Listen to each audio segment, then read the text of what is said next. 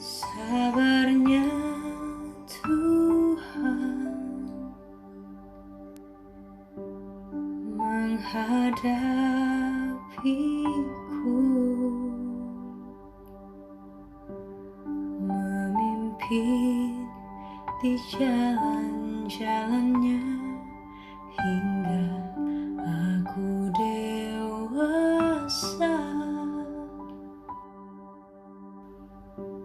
Sabarnya Tuhan beriku ajaran,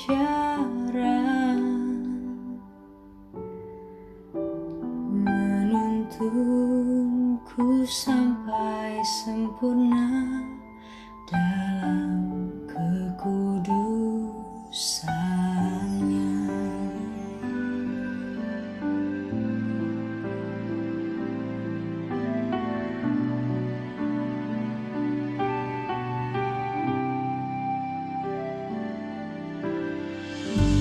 Sabarnya Tuhan menghadapiku, memimpin di jalan-jalannya hingga aku dewasa.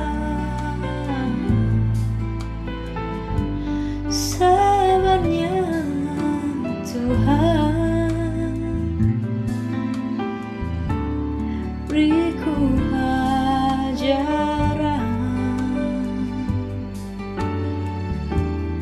menuntunku sampai sempurna dalam kekudusannya.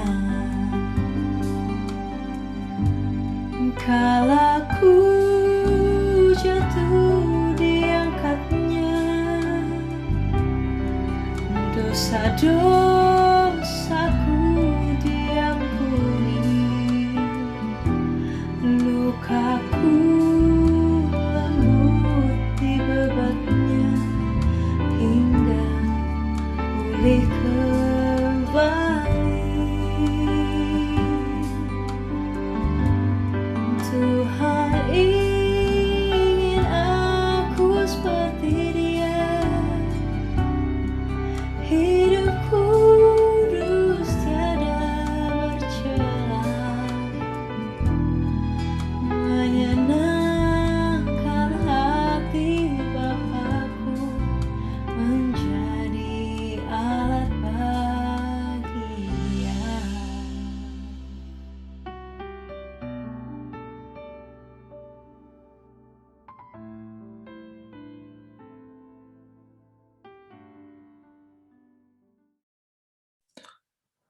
Halo guys, welcome back di Sanctuary, a place for everyone. Apa kabarnya semuanya? Gua harap baik-baik aja. Karena ya walaupun vaksin udah ditemuin, atau mungkin udah ada yang divaksin, atau mungkin ada yang belum juga, ya nggak masalah. Yang penting gue harap kita baik-baik semua. Hari ini kita akan bahas sesuatu yang menarik sama kokoh kita. Jadi kalau kalian ingat dan kalian setia ikutin Sanctuary, dulu gue pernah main ke tempatnya langsung buat talk show bareng di sana. Nah hari ini kita ketemu kokoh ini lagi. Siapa lagi kalau bukan Ko Grand Nixon. Halo Yes. Ko. Halo. Apa kabar? Kabarnya baik dan belum divaksin. Gimana nih? Kabar baik ya, Em ya? Baik dong. Ko Grand Oke. dengar-dengar nanti mau jadi seorang ayah ya? Yes, benar. Nggak lama lagi, semingguan atau mungkin ketika ini ditayangin mungkin udah jangan-jangan. Waduh, ini dia. Aduh, menegangkan. Boleh kasih bocoran nggak nih namanya siapa? Wah, pokoknya Baby E ya. Baby E. Namanya E ya, Baby E. Oke. Atau E. Dari nama Alkitab kah? Enggak. Oh enggak, wah, ada sesuatu pasti yang Jangan, menarik ya. ya jangan mainstream lah, ya kan. Oke. Oke, kalau hari ini kita akan bahas tentang cyberbullying Yes, cyberbullying. dan dunia digital sekitarnya lah ya. Yes. Oke, kalau gitu langsung mulai aja. Langsung kita mulai. Langsung kita mulai. Oke, teman-teman Sanctuary, sebelum kita mulai, kita berdoa terlebih dahulu. Mari kita Yes. berdoa. Terima kasih Tuhan kalau kami boleh diberi kesempatan untuk berbincang-bincang. Tuhan sertai perbincangan kami supaya kami boleh menerima kebenaran dari Tuhan lewat perbincangan ini. Terima kasih, kami bersyukur. Amin. Amin. Oke, Kogren. Oke. Sebenarnya tema ini ya muncul di teman-teman Sanctuary itu ketika kita melihat post Instagram lo mengenai salah satu artis Indonesia. Yes. Inisialnya aja ya. Inisialnya G. G ya. G, oke. Bukan Grand yang jelas. Bukan. G. Nah, ini inisialnya G. Jadi waktu itu lo pernah update entah feed atau story gitu ya. Jadi feed ya. Si G ini terkait kasus terekamnya video pornografi. Pornografi, benar. Pornografi yang dimana itu pun juga bukan sama suaminya saat itu. Yes. Sama temannya begitu ya. Ya. Dan lu saat itu kasih perspektif yang berbeda dengan netizen pada umumnya gitu ya. Betul. Netizen kan mencibir, wah lu begini. Cuman lu melihat justru si G itu jadi korban dari cyberbullying gitu ya. Betul, cyberbullying. Oke, nah gimana tuh? Kogren jelasin sedikit dong. Banyak juga gak apa-apa sih. Ya, yang penting teman-teman siap-siap dengar aja ya. Oke. Jadi kalau yang kasus GA kemarin, artis GA kemarin yang gue angkat di story ya, bukan story, feeds Instagram, itu benar-benar murni hasil dari pembelajaran gue, ya kan? Pembelajaran gue di studi gender, dan gue melihat bahwa sebenarnya itu bukan satu kasus yang akhirnya harus kita ikut bully juga gitu. Ternyata dari perspektif lain, teman-teman bisa melihat si GA ini sebagai korban. Nah, korbannya apa maksudnya? Korbannya itu maksudnya dia melakukan hal itu bukan dalam arti bahwa dia ingin menyebarkan konten itu, gitu loh. Itu kan konten privatnya dia. Sama kayak misalnya kita foto, sorry ya, mungkin teman-teman foto nggak pakai baju yang lengkap misalnya, pakai daleman aja. Itu kan hak setiap orang. Dan kalau nggak dipublikasi, itu kan bukan sebuah kejahatan. Kecuali teman-teman udah foto gitu kan, terus kalian sebarluaskan dengan tujuan dijual, diperdagangkan, supaya jadi sebuah perdagangan industri pornografi misalnya begitu kan. Itu beda lagi ya. Itu pidana baru. Itu baru kriminal teman-teman. Tapi kalau kita merekam satu konten pribadi yang sebenarnya nggak kita maksudkan untuk bagi ke orang, itu hitungannya kayak kita privacy nyimpen gue foto gitu biasa ya. lah, privacy kita ya nggak. Nah, ketika si GA ini disebarluaskan videonya, ya kan, terus dia dibully gara-gara videonya itu sebenarnya bentuk cyberbullying teman-teman. Itu bukan tindakan kriminal, itu bukan sesuatu yang dipidana, karena kan bukan dia nyebarin. Video itu entah bagaimana, kita nggak tahu jelasnya, nyebar kan, atau disebarkan lebih tepatnya oleh oknum tertentu yang nggak bertanggung jawab. Sampai akhirnya nama dia jadi buruk. Dan lihat sampai hari ini kalau lu lihat di IG-nya dia, entah dia lagi endorse misalnya obat langsing, obat kulit gitu kan, apapun itulah yang intinya dia tuh cari duit dari situ. Itu penghidupan dia, salah satu cara dia memperoleh pendapatan. Selalu kalian akan temukan yang sangat negatif, bahkan seksis, arahnya ke seks, mengarah kepada seksualitas, jenis kelamin, bisa juga organ intim dan sebagainya, atau mengarah kepada pembicaraan yang berbau seksual. Nah, ini salah satu bentuk cyberbullying yang disebut sebagai penyerangan gitu ya, penyerangan yang namanya itu kalau kita lihat namanya harassment ya. Harassment, gangguan. Nanti ada beberapa bentuk cyberbullying lain. Nah, tapi tanggapan gue, kenapa gue posting itu, karena memang itu bukan perbuatan yang pidana gitu. Lu mesti lihat dari perspektif yang korban. Dia nggak bagiin gitu loh, Em. Dia itu disebarkan. Jadi dia korban, dia bukan tersangka. Kecuali dia bagiin dan dia jual itu dengan sengaja. Itu baru kriminal.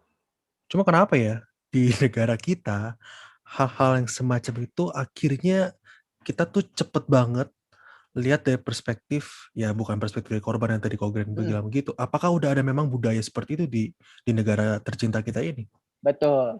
Harus diakui negara kita ini harus banyak belajar tentang etika digital. Oke. Banyak orang yang belajar tentang bagaimana menggunakan dunia digital, ya kan?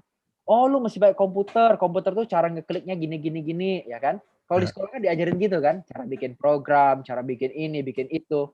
Istilahnya pemberdayaan digital lah. Pemberdayaannya oke ada. Cara pakai ini, cara pakai itu, aplikasi ini, aplikasi itu.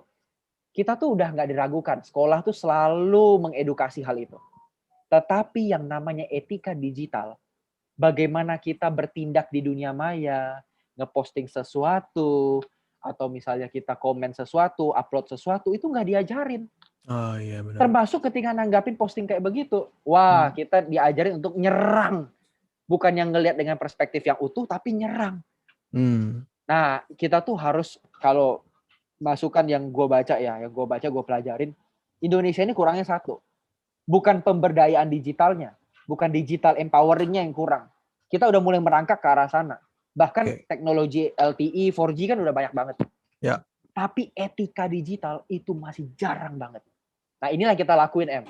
Ketika Sanctuary ajak gua talk show untuk cyberbullying, gua happy banget. Kenapa? Ini bentuk tanggung jawab gereja buat ngajarin etika digital. Dan ini tempat yang tepat. Keren banget Sanctuary. Salut. Mantap. Oke. Tapi menurut lo pribadi, sebenarnya apa sih motif-motif gitu ya?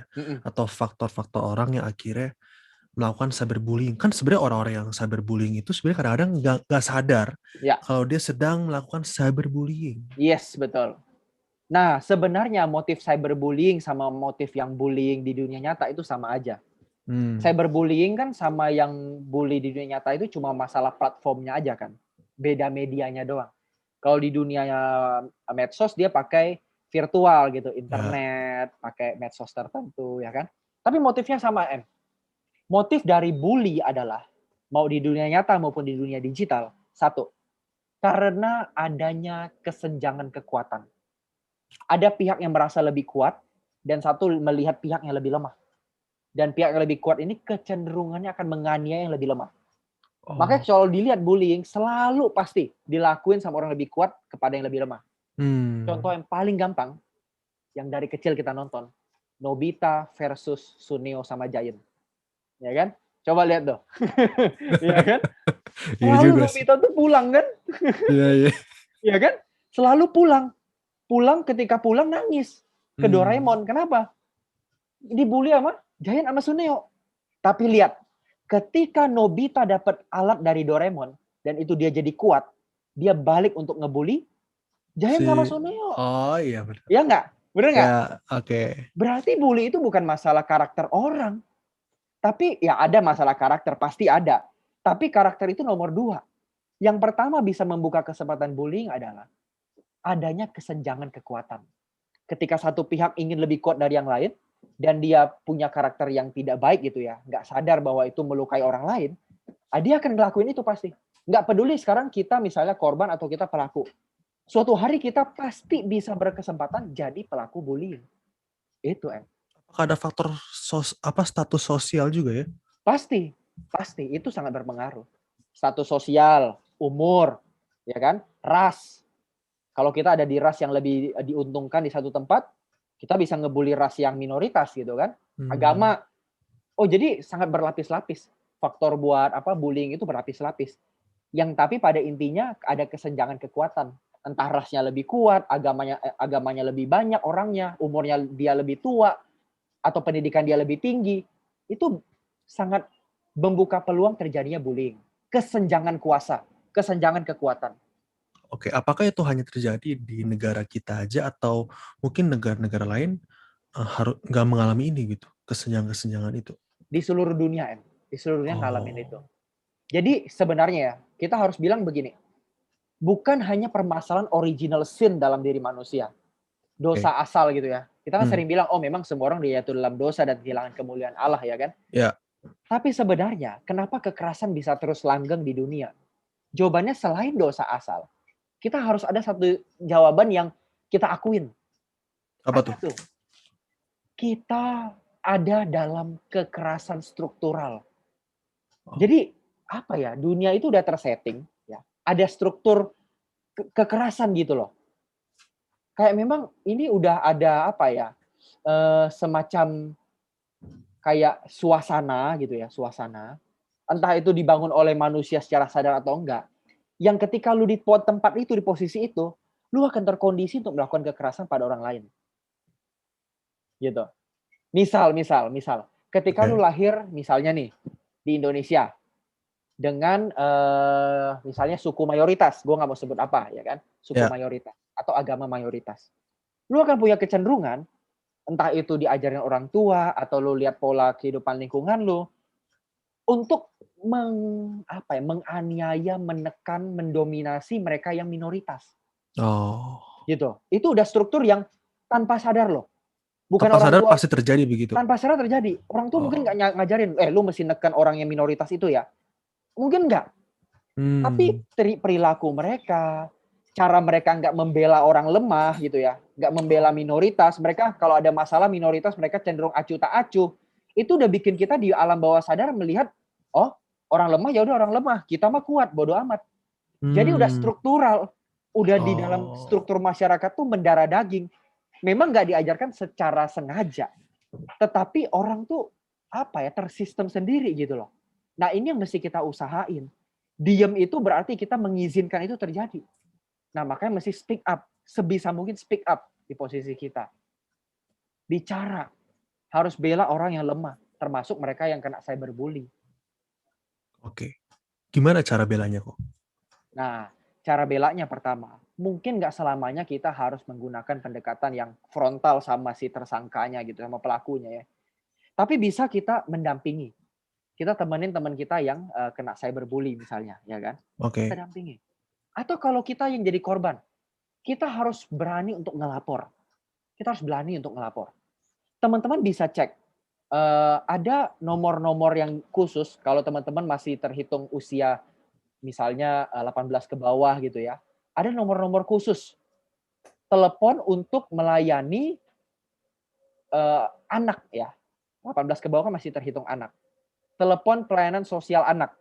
Yang biasanya kena begini kan anak, ya kan? Ya. Nah, itu nomornya 1.500.771. Oke, catat teman-teman. 1.500.771 tuh teman-teman. Oke. Nah, terus ada WA-nya juga 0812 terus 3 84 kali 002. Ya. Nah, ketika kita hubungin WA itu, kita telepon dia gitu kan. Itu ada konselor yang akan temenin teman-teman. Oh. In case kalau kita takut ngomong ke orang tua atau guru. Tetapi yang lebih baik sebenarnya teman-teman, kita ngomongin ke orang tua atau guru yang paling dekat langsung. Itu cara kita memutus mata rantai cyberbullying. Kalau kita cuma diam, kita cuma menerima, aduh gua kok dibully ya, ini penderitaan gua, ini salib gua. Akhirnya kita nggak memutus mata rantai itu. Terus muter. Tapi yang terjadi seringkali begitu kok. Kita kayak ngerasa ya udahlah, kita ampuni saja gitu. Betul. Ya, karena kita di dalam ibarat kata ya kekristenan yang kita dapat gitu ya. Ya. Nah, apakah artinya ketika kita ngelapor kita malah jadi ya gimana gitu? Nggak Kristen banget gitu. Nah, yang dilarang dalam kekristenan adalah membalas kejahatan dengan kejahatan. Kekristenan tidak melarang penghentian kejahatan, tapi melarang kejahatan dibalas dengan kejahatan. Beda loh. Kalau kita lapor ke orang, itu menghentikan kejahatan. Bukan kita mau jahatin dia. Nggak membalas. Kalau membalas, kita tuangin racun di minuman dia. Supaya mati lu yang ngebully gua, ya kan? Gua tahu nih lu tinggal di sini kan, lu sering minum di warung kopi ini kan. Gua tuangin sianida nih. Nah, itu tuh membalas, itu nggak boleh. Tapi kalau kita menghentikan kejahatan dengan kita melapor, dengan kita ngeblok si orang yang kalau di cyber ya, di dunia cyber ngeblok atau restrict dia. Kalau di Instagram restrict kan ada fiturnya restrict tuh ya, dia nggak bisa lihat kita akhirnya kan. Itu bukan membalas kejahatan, itu menghentikan kejahatan. Gitu. Oke, menarik. Ya Apalagi tergantung setelah posisi itu? kita. Oke, itu ada dari korban gitu ya. Betul. Bagaimana jika pelaku? Sejauh mana Nah, kita kayak akhirnya tahu, oh ternyata gue pelaku, jangan-jangan begitu.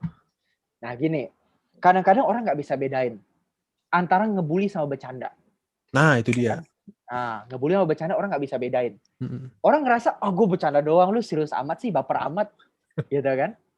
Nah, tapi kita nggak sadar kita jadi pelaku bullying atau cyberbullying.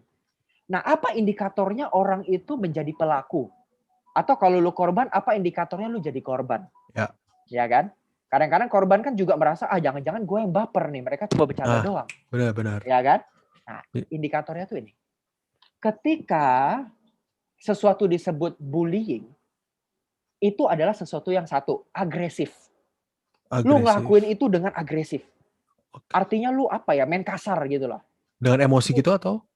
Nggak harus emosi, tapi lu punya tujuan untuk ngelukain dia. Itu bullying.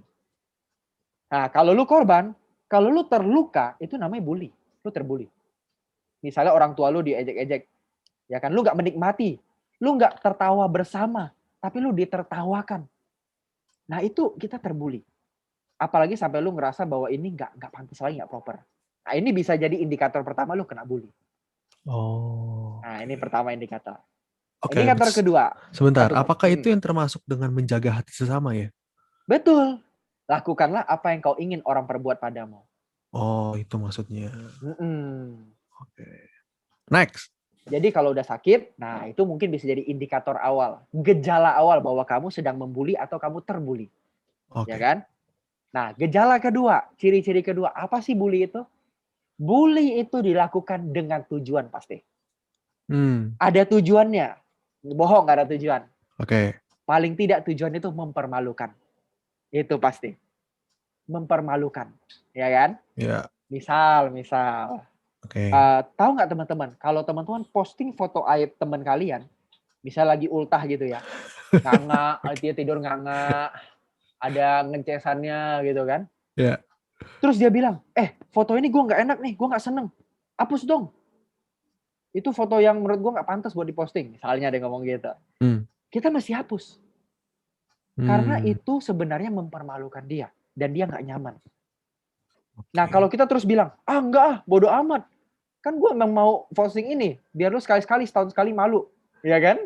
Iya kan? Gak apa-apa dong setahun sekali malu. Orang kan ngomong gitu biasa. Iya. Nah itu dengan tujuan. Itu sebenarnya membuli. Ada tujuannya. Jadi kalau lu melakukan sesuatu yang mempermalukan dia atau menyakiti dia dengan tujuan, nggak random gitu ya. Kalau bercanda kan orang pasti random, cuma ingin have fun doang. Ya kan?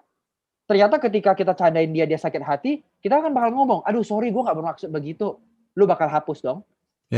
Karena lu bercanda nggak ada tujuannya. Tujuannya cuma ketawa bareng doang.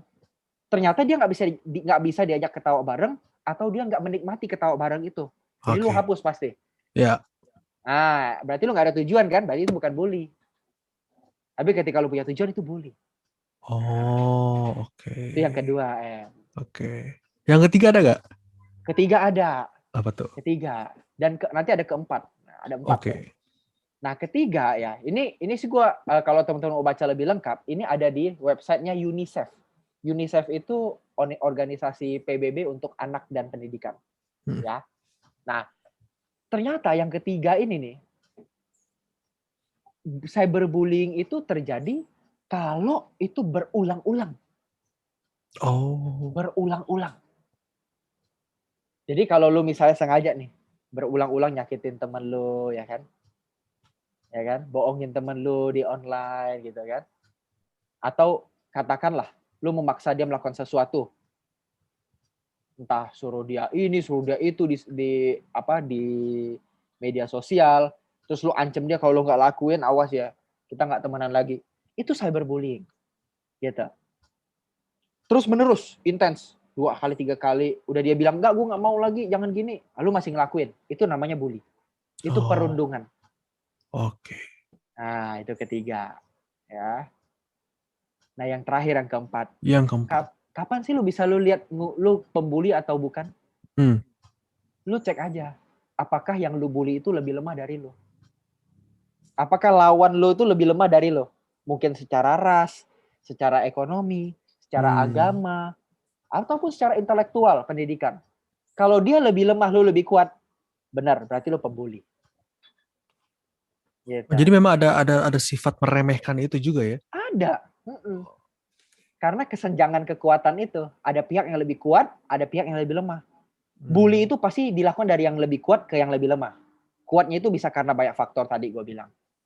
Gitu, pasti terjadinya gitu. Oke. Oke, misalnya begini kok. Tapi kadang-kadang ya, misalnya gue mikir juga ya, kalau cyberbullying, oke, it's not good lah. Cuma kadang-kadang hal-hal semacam seperti itu berpikir untuk membuat seseorang itu jerak gitu. Jerak atau ya biar kapok lah begitu kalau kata netizen gitu. Ya kan, apalagi misalnya nih kalau kita akrab dengan Instagram ya. Ada salah satu akun juga. Kayak inisialnya GP misalnya. GP. Nah, ini kan akun-akun yang bukan akun yang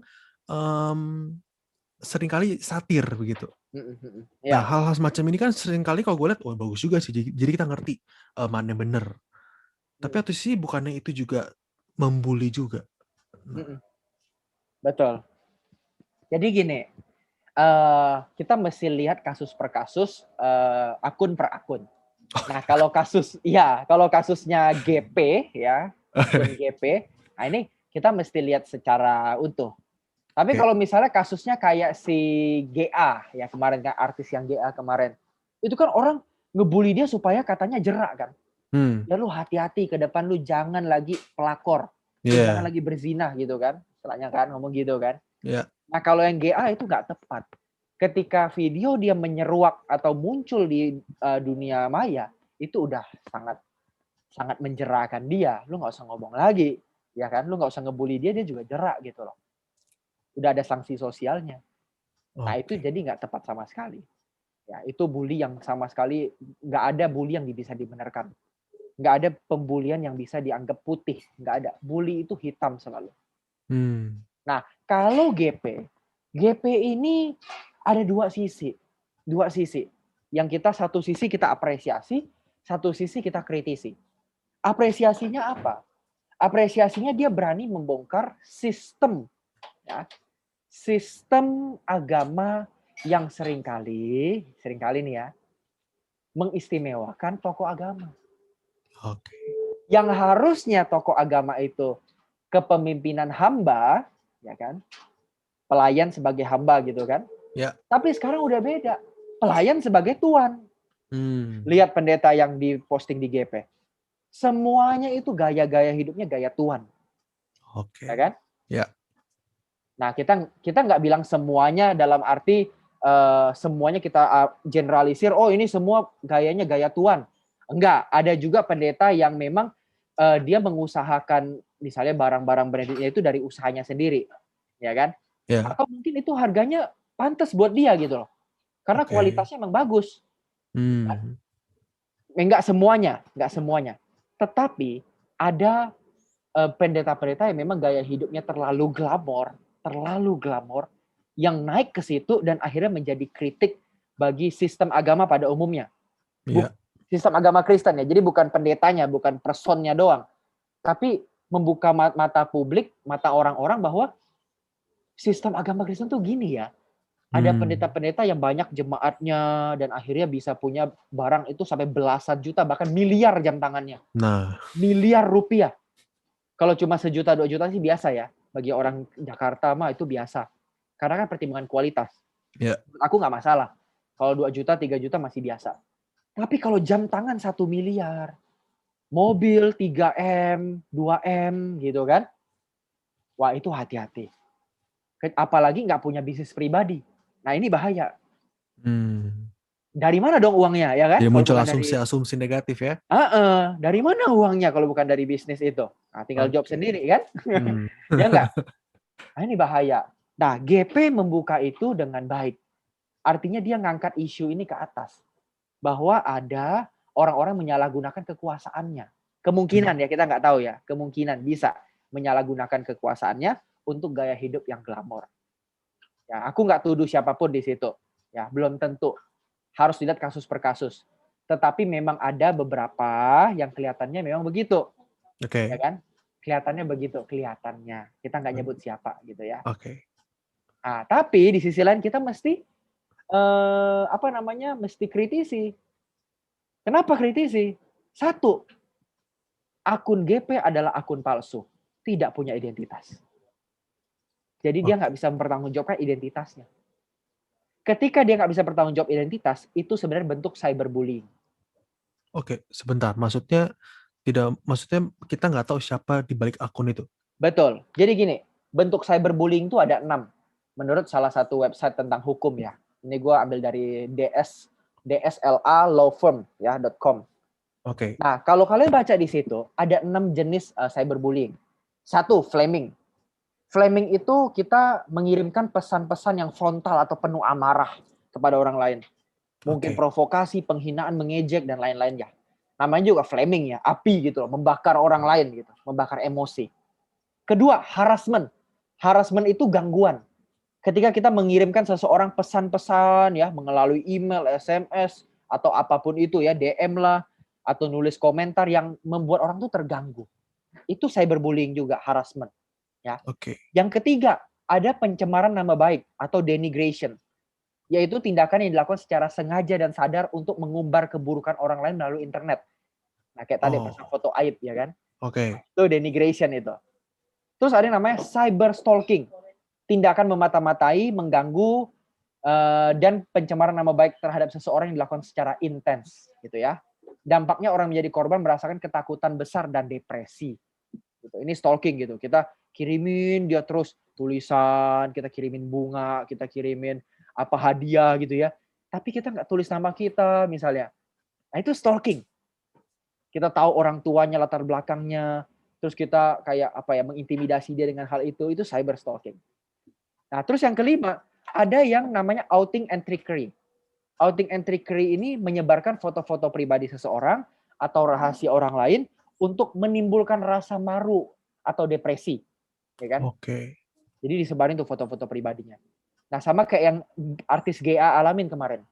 Itu outing and trickery. Ditipu, disebarkan untuk dia merasa malu. Nah, yang keenam, ada yang namanya impersonation. Nah, inilah nih yang gue sampaikan sebagai kritik ya. Impersonation atau peniruan.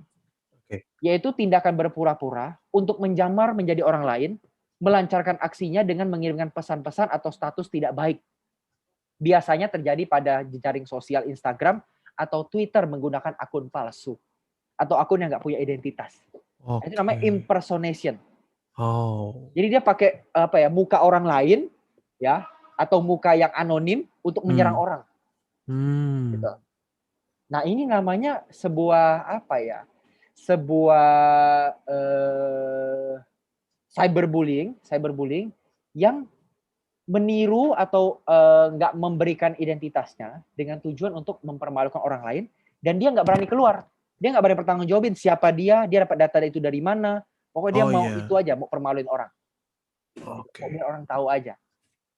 Nah ini kita mesti kritisi, itu sebuah bentuk yang tidak tepat. Kalau memang kamu ngerasa bahwa tindakan pendeta ini nggak benar ya, gaya hidupnya nggak benar, silakan DM dia pribadi. Ya kan? DM aja pribadi. Lebih baik begitu ya? Lebih baik begitu. Ketika kita misalnya buka, kita kasih foto pendeta itu pakai jam tangan, pakai barang-barangnya yang glamor itu ya. Terus kita cuma upload foto itu tanpa kita menjelaskan di bawahnya. Apalagi kan kalau di akun yang satir itu kan cuma sekedar kayak ngambang aja gitu. Dibikin, wah inilah style zaman ini ya kan. Kayak dibikin bercanda sebenarnya, tapi itu ada tujuannya. Nah, itu tindakan yang nggak berani. Itu tindakan yang menurut aku, ya maaf ya, kalau bahasa kasarnya pengecut. Pengecut. Kalau memang kamu merasa itu hal yang salah, silakan munculkan identitasmu. Speak up. Biar orang bisa bertanggungjawabkan siapa kamu. Kamu udah ketemu belum sama orang itu? Nanya belum? Seberapa dalam kamu tahu informasinya? Duit mana yang dia pakai untuk beli itu? Ya kan? Apa motif dia? Udah belum tahu itu? Kalau belum, hati-hati. Jangan-jangan apa yang dia pakai, apa yang dia misalnya dapatkan gitu ya, terus di foto begitu kan, di capture, dimasukin. Itu nggak seperti apa yang kelihatan. Dan kita udah menggiring opini publik untuk melihat dia negatif. Ini bahayanya nih. Kita ngerusak nama orang lain, membunuh karakter orang lain. Padahal belum tentu dia misalnya mencuri persembahan jemaat untuk beli barang-barang mewah itu. Atau dia punya alasan lain memakai barang-barang itu. Mungkin pertimbangan kualitas, atau pertimbangan kelayakan, atau apa. Kita kan nggak tahu. Nah, memang ini harus dibahas secara tersendiri. Tetapi yang mau kita angkat hari ini adalah kritiknya akun itu tidak beridentitas. Jadi nggak bisa dipertanggungjawabkan. Dan dia nggak bisa mempertanggungjawabkan dirinya sendiri. Kan? Jadi nggak bisa dipercaya. Jangan gampang percaya. Memang satu sisi kita melihat ya, waduh kok bisa ya pendeta begitu ya. Baju ribuan dolar ya, jam tangan ratusan ribu dolar, oh bisa begitu ya, ternyata ya. Tapi kita nggak tahu motif terdalamnya. Nah, oleh karena itu teman-teman hati-hati, jangan langsung membuli pendeta-pendeta itu. Tetap meskipun dia bersalah, kita harus punya dua sisi yang kita yang kita jaga. Satu, kita tetap punya pemikiran kritis. Kita bertanya-tanya kenapa sih lo begitu. Yang kedua, kita harus punya hati untuk menerima. Jangan-jangan alasannya bisa dipertanggungjawabkan, bisa diterima. Jangan-jangan. Jadi kalau pendeta yang ada di GP, jangan langsung, wah ini nih yang kemarin nih, dasar pendeta fana, pendeta duniawi gitu kan. Jangan langsung. Hati-hati. Kritis boleh, tapi jangan lupa. Ada sisi lain yang kita mesti terima, yaitu aspek penerimaan. Sama kayak foto background gua nih. Ya kan? Perempuan ini kan berzina nih. Tuhan Yesus kritis sama dosa dia. Tuhan bilang apa? Jangan berzina lagi, jangan melakukan dosa lagi. Kritis kan? Ya. Tapi tetap diterima. Nah, itu yang perlu kita lakukan ya. Oke. By the way, akun GP itu pun juga gak cuma barang-barang. Seringkali juga munculin yang berbau pengajaran. Nah, apakah itu hal yang sama juga? Iya, tergantung captionnya apa, gitu ya. Kalau captionnya atau narasinya ingin menjatuhkan, gitu, menyerang, ya, tanpa identitas, sebenarnya itu bentuk cyberbullying yang tidak disadari. Cyberbullying, ya kan? Karena dia pakai akun palsu. Di awalnya udah begitu. Kuncinya di situ ya. Wah. Apapun yang terjadi kalau misalnya melukai orang bisa masuk ke cyberbullying. Bisa, betul. Dan itu harus hati-hati. Harus hati-hati. Apalagi ya, udah sampai mencemarkan nama baik. Itu bisa diusut. Oke, kok gimana kok seandainya nih, kita anak-anak muda nih. Ya, YouTuber itu kan jadi hal yang udah bisa jadi pekerjaan anak muda gitu. Gimana dengan prank-prank yang ada? Nah, ini dia nih. Di digital itu kan cara bikin konten kan salah satunya prank. Ya. Nah, apakah itu bisa termasuk cyberbullying juga? Oke. Buat prank hati-hati. Gini, pada prinsipnya mau prank ataupun konten lain, setiap konten yang kita sorot wajah orang lain. Nah, itu dia. Sorot wajah orang lain. Even itu misalnya ya, kalau kita ada pelayanan, kita nge-zoom kan, kita mau foto bareng kan, kita tuh mesti minta persetujuan dari orang itu. Jadi misalnya mereka nggak mau tampilin muka nih, kita nggak boleh maksa. Itu privasi dia. Misal di ibadah kan sering tuh ibadah online sekarang ya. Ayo dong tampilin mukanya semua. Tapi ada tuh pasti anak-anak yang mau tampilin muka. Kita nggak boleh paksa. Karena itu privasi mereka. Ingat, kenapa misalnya ini beda sama dunia nyata? Di dunia nyata kan juga bilang begini, lah tapi kita di kelas aja kan buka muka. Nggak ada guru yang tutup muka di kelas. Bedanya adalah ini jejak digital. Ini platform digital yang punya jejak digital dan bisa di-capture oleh orang lain. Jadi bahaya. Kalau misalnya orang itu memilih untuk nggak membuka identitasnya, nggak buka mukanya, kita nggak boleh paksa. Termasuk ketika bikin video misalnya prank. Kalau kita bikin video prank, misalnya prank ke siapa gitu bebas ya. Nah, sebelum kita tampilin, kita mesti kasih dia lihat dulu. Ini loh videonya begini. Hasil editan gue begini. Layak tampil nggak menurut lo? Kalau layak boleh. Kalau nggak mesti hapus. Gitu. Jadi privasinya harus dijaga. Harus ada konsen atau persetujuan dari yang lu rekam gitu. Gitu. Jadi penting banget untuk privacy consent itu ya, persetujuan privacy ya. Dan ini sangat jarang di Indonesia, hampir nggak diurusin. Orang Indonesia mikir Lu di videoin aja udah syukur muka lu mana nampil di TV ya kan? Ya bagus gue tampil di TV lu muka lu, ya kan? Iya. Orang merasa begitu. Hmm. Muka lu bukan nggak laku, udah bagus gue tampilin di TV, ya kan? Bukan masalah laku nggak laku. Ini setiap orang punya privacy. Kalau wajahnya lu tampilin tanpa izin, itu melanggar hak privacy. Termasuk apalagi ya, berapa sekarang sekolah itu udah mewajibkan setiap guru yang mau fotoin anaknya, ya kan? Misalnya retret ya. Ayo foto bareng. Itu orang tua tuh diminta tanda tangan dulu. Bahwa anak-anak boleh foto bersama. Kalau kita kan bodo amat ya. Oh iya juga ya. Oh iya juga ya. Ya kan? Oke. Tapi pernah nggak mikir, seandainya ini jelek-jeleknya. Kalau orang tua misalnya kita nggak pernah minta izin. Terus foto kita yang bersama di retret itu, tiba-tiba di crop sama orang. Di crop sama orang, satu anak kita itu mukanya di crop, badannya. Terus sorry ya, mukanya tetap anak itu. Tapi badannya dibikin nggak pakai baju misalnya. Terus disebarin di media sosial. Betapa malunya anak itu. Dan kita ketika diusut, ini dari mana nih fotonya? Oh, dari misalnya gereja A. Retret tanggal sekian, bulan sekian. Wah, kena kita habis. Kita menyebarluaskan sesuatu yang tanpa izin.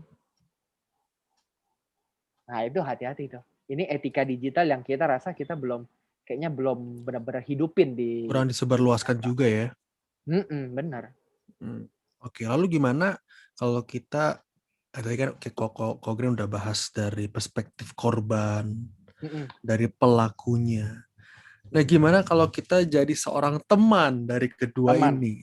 Nah, gimana tuh kok? Apakah kita harus tegur atau bagaimana cara tegurnya atau bagaimana? Yang jelas begini, kalau bullying itu terjadi di depan mata kita, belalah dia yang dibully, gitu ya. Kalau ini terjadi fisik ya, harus bela. Diam nggak cukup. Diam itu berarti lu setuju. Teman dibully nih, diceng-cengin. Terus lu diam, lu ikut ketawa. Itu berarti lu ikut menyetujui bullying itu terjadi. Nah, setuju.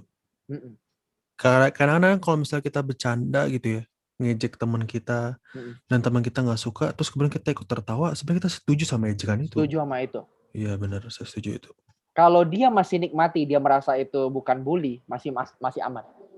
Tapi kalau dia memandang itu bully dan akhirnya kita ikut jadi pelaku pembulian, ya kita selesai, kita habis. Hanya karena kita diam dan kita ikut ketawa doang. Kita nggak ngomong sih, tapi kita ikut ketawa, itu udah masuk. Iya benar. Jadi hati-hati. Kalau ada apa-apa, bicara, speak up. Itu pertama. Oke. Yang kedua, kalau itu terjadi di dunia cyber misalnya, lu lihat temen lu dibully, ya kan? Nah, DM dia pribadi, kasih tahu dia, udah lu blokir aja orang-orang ini, gitu. Blokir orang-orang ini, terus kalau memungkinkan, kalau kita kenal komunitasnya, kenal orang-orang yang dia bicara dengan siapa, kita bisa ikut komentar di situ. Jangan begitu, nggak pantas. Jangan gitu. Udah cukup satu kata itu aja, satu kalimat, satu komen itu. Biar yang membuli itu tahu bahwa ini udah nggak pantas. Buktinya ada orang ketiga yang bisa komen begitu. Kita pasti bicara juga. Tetapi mesti lihat kasusnya.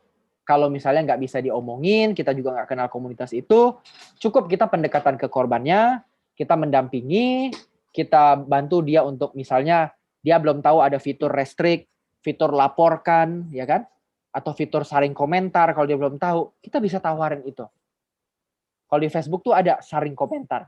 Jadi komentar-komentar yang filter ya. Kalau ada komentar-komentar yang nyerang bisa dibantuin filter sama Facebook. Dia punya AI, punya artificial intelligence yang bisa mendeteksi itu. Dia akan tutupin dari kalian. Nah, kita harus dampingi korbannya. Itu sih kalau misalnya di cyberbullying. Oke. Terus terakhir kok.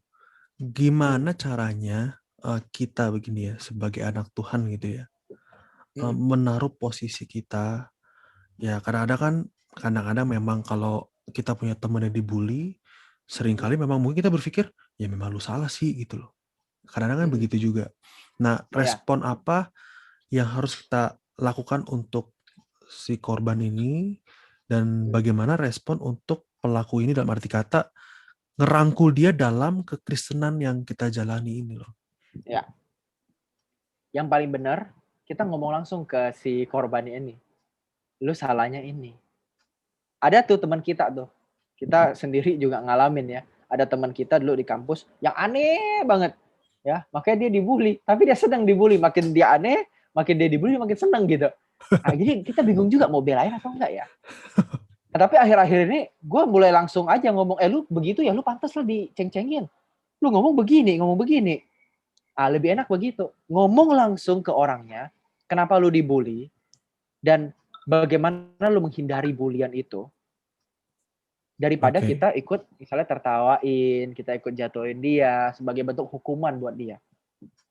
Nah, itu sih yang perlu kita lakuin ya. Kalau kita udah ngelihat memang ini orang memang pantas dibully nih, memang gitu kan, ada tipe-tipe orang yang pantas dibully. Tapi tetap nggak ada satupun manusia yang pantas untuk dibully. Nah, tetap kita harus menempatkan dia sebagaimana mestinya. Jadi gimana? Deketin dia, kasih tahu, lu menempatkan diri lu pengen dibully sih. Lu gini, lu ngomong ini, lu ngomong itu. Akhirnya begitu kan? Kasih tahu dia. Lebih baik teguran yang nyata-nyata daripada kasih yang sembunyi-sembunyi. Gitu. Kasih yang sembunyi-bunyi.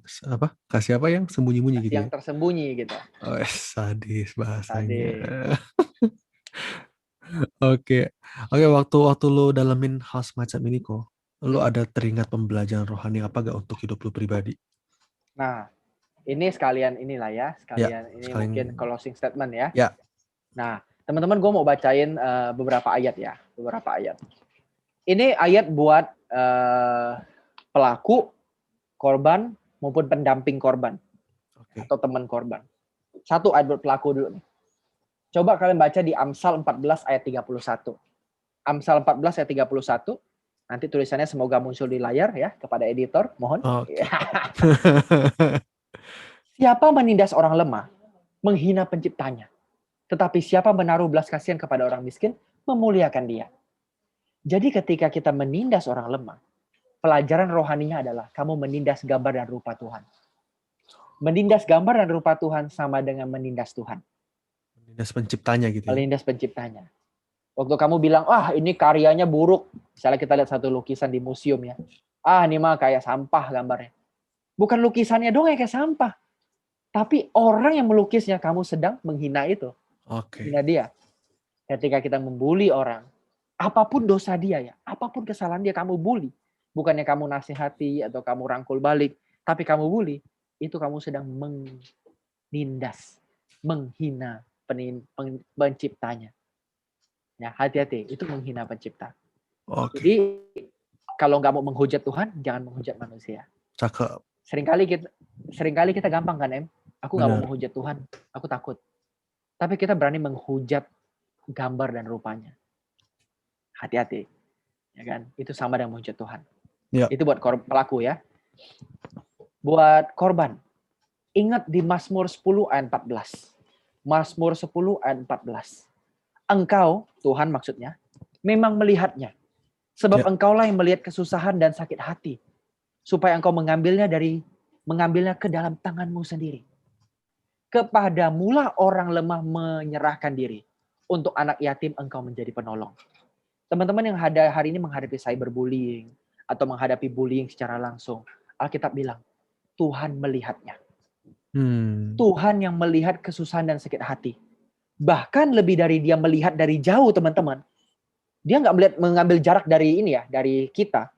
Alkitab katakan Tuhan mengambil engkau, mengambil perasaan sakit karena bully itu ke dalam tangannya sendiri. Artinya dia menjadi satu dengan bullying itu. Dan ini nyata ketika Tuhan Yesus jadi manusia. Dia bukan hanya sahabat pembuli, tetapi dia juga terbuli. Bukan hanya friend of the bullied gitu ya. Tapi juga he is the bullied. Dialah orang yang terbuli juga. Karena ketika dia dihina, dia dijatuhkan, waktu dia diolok-olok, dia pun dibully. Ya. Jadi dia pun merasakan itu. Nah, kalau kamu sekarang dibully, jangan khawatir. Tuhan ada di pihakmu. Tuhan ada di pihakmu. Lakukan apa yang baik. Hentikan kejahatan. Ampuni orang yang membuli kamu. Tapi bertindaklah. Ini bukan membalas kejahatan dan kejahatan. Ini menghentikan kejahatan. Ya, jadi jangan takut. Jangan takut. Tuhan besertamu dan kamu pasti bisa melewati semua ini. Ya. Nah, terakhir buat teman dari pembuli, Oke. teman-teman. Di Yesaya 25 ayat 4. Yesaya 25 ayat 4. Sebab engkau, Tuhan, menjadi tempat pengungsian bagi orang lemah. Perhatikan baik-baik. Pengungsian bagi orang lemah. Adakah hari ini kita menjadi pengungsian bagi orang lain? Kita jadi tempat berlindung yang nyaman. Kita nyiptain ruang yang aman nggak buat orang lain untuk cerita sama kita. Oke. Mungkin kita hari ini nggak bisa bantu, apalah gitu ya, melapor ke hukum atau bela dia di depan orang. Tapi kita nyediain nggak ruang yang aman untuk orang cerita. Itu dulu pertama. Bersediakah kita menyediakan ruang aman untuk orang bercerita? Yang kedua baru, kalau kita punya kesempatan, belalah orang yang terbuli. Orang yang dirundung. Disakiti sama orang lain. Berani speak up. Berani korbanin harga diri. Berani juga ikut jadi nanti terbuli juga. Mungkin kita akan keseret jadi dibully juga. Ah, lu temennya kan, tuh nih temennya si kacang kedelai nih misalnya kan. Ah, ini temennya kacang kopong atau kacang apa kan. Ceng-cengannya kan begitu biasa kan. Ya. Ah, nih temennya nih muncul nih. Wih, Superman tiba gitu ya. Mungkin kita akan korbanin harga diri kita. Tapi saat kita melakukan keadilan, kita perjuangin keadilan, kita seperti Tuhan yang jadi tempat pengungsian buat orang lain. Nah, bersedia nggak kita jadi tempat pengungsian? Jangan sampai kita gagal untuk jadi tempat pengungsian buat orang lain. Benar. Ya, karena Tuhan jadi tempat pengungsian buat orang lain. Nah, ketika kamu bilang kamu mau seperti Kristus, salah satunya berarti kamu harus berani jadi tempat pengungsian yang aman buat orang lain. Baru jadi seperti Yesus. Tapi kalau takut, nggak berani belain orang hanya karena kalau gue nanti digituin gimana? Berarti kamu belum seperti Yesus. Yesus nggak pikirin harga dirinya, gengsinya, nama dia, enggak. Dia pikirin apa yang jadi kebaikan buat orang yang lemah. Siapa yang lagi mengalami ketidakadilan? Gue bela. Termasuk ya banyak orang yang sekarang mengalami ketidakadilan. Minoritas suku, ya, warna kulitnya, agamanya. Masih terjadi. Ataupun minoritas orientasi seksualnya. Dia mungkin LGBT, ya kan? Tapi kita nggak berani speak up gereja kan? Gimana nih sikap kita terhadap mereka? Kadang-kadang gereja kan absen. Atau main aman, kan? Nah, kita dampingi mereka, jadi teman mereka. Atau kita jangan-jangan sibuk jadi ahli Taurat dan orang Farisi. Cuma pikirin kajiannya doang. Etis nggak homoseksual? Etis nggak LGBT? Oke, nggak etis. Lalu mau ngapain? Gereja kadang-kadang, ya ini bukan satu gereja ya. Tapi seluruh orang yang ada dalam tubuh Kristus dan kamu merasa bahwa sekarang itu kamu, gitu ya. Yang nggak berani ngomong atau ambil sikap terhadap orang-orang minoritas seperti itu, ayo, coba berbenah. Jadi tempat pengungsian nggak kita? Jadi seperti Yesus nggak kita? What would Jesus do? Apa yang Tuhan akan lakukan jika Tuhan di posisimu? Ya. Nah, ini dia spiritualitas atau pengalaman yang gue dapetin. Apa yang bakal Tuhan alamin atau lakuin kalau di posisi kita? Itu, Cakep. Kalau boleh kasih hashtag apa kok? What would Jesus do?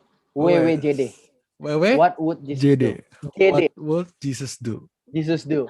Gitu. Kalau kita cyberbully kan, pelaku, korban atau pendamping, kuncinya WWJD. What would Jesus do? Cakep. Keren banget. Oke. Thank you Kogren. Thank you. Thank you juga teman-teman Sanctuary. Dan ini cukup menarik banget. Ingat hashtag kita harus diingat. What would Jesus do? Dan memang ya inilah dunia kita makin lama kan makin terus berkembang Kogren ya. Yes. Berkembang juga, bergejolak juga. Ya kita jadi Yesus kecil yang tetap hidup di zaman kita ini ya. Betul. Oke, teman-teman jangan lupa follow sanctuary.gski di Instagram kita. Dan tayangan ini dong. Oke, ini sharing ini akan pasti kita munculin di YouTube gitu karena dan ya pasti munculin sih ini jadi konten YouTube kita hari Minggu pukul 1 siang. Oke. Dan teman-teman terus setia nonton Sanctuary di YouTube GSKI Sleepy. Karena ya menarik lah ya, bagus-bagus lah ya. Jadi promosi kita. Oke, enggak deh. Oke teman-teman, thank you banget buat kesetiaannya. Kogren mungkin bisa pimpin kita dalam doa. Yuk kita berdoa. Bapa di dalam surga, kami selesai untuk berbincang-bincang, kami ngobrol bareng. Tuhan, biarlah apa yang jadi perbincangan hari ini, diskusi hari ini tentang bagaimana kami merespons cyberbullying, itu jadi satu tindakan yang nyata yang mendarah daging dalam diri kami. Kami jadi pelaku-pelaku keadilan, kami jadi pejuang-pejuang keadilan yang menegakkan hak sesama kami. Jadikan kami seperti Engkau Tuhan, yang membela orang lemah, yang menjadi tempat pengungsian orang lemah, bahkan orang yang membela dan menjadi orang lemah itu sendiri. Tuhan, ajari kami, supaya kami bisa bertindak seperti Engkau bertindak. Agar kami bisa berperasaan seperti Engkau berperasaan. Kami masih jauh Tuhan, kami masih pengecut, kami masih banyak kelemahan yang kami rasakan dalam diri kami kalau kami melihat ketidakadilan. Tapi biarlah kami semakin seperti Engkau dari hari ke hari. Terima kasih Tuhan, kami bersyukur dan berdoa. Haleluya. Amin. Amin. Thank you Kogren, thank you guys. Thank you. See you next week. Bye-bye. God bless Sanctuary Community.